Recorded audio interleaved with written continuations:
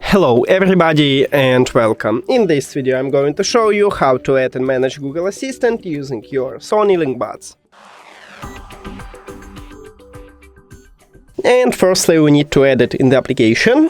So open it and scroll down. Go to device settings and then click at the system.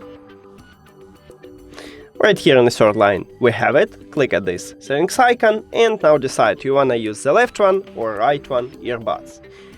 And after that I'm going to use the right one. It's the same with the left one. Just click at the function line and select voice assistant function. And after that click done right here at the right bottom. Now we change it. So let's check it. If I press 2 times on my right earbud, I should call voice assistant. The touch area is located right here, so I'm just put it to my ear and tap 2 times.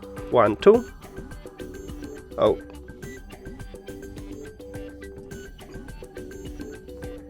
And as you can see, Google Assistant is awake, so it worked. Thank you for watching this video. If you found it helpful, please consider subscribing to the channel and leave the like on the video. See you later!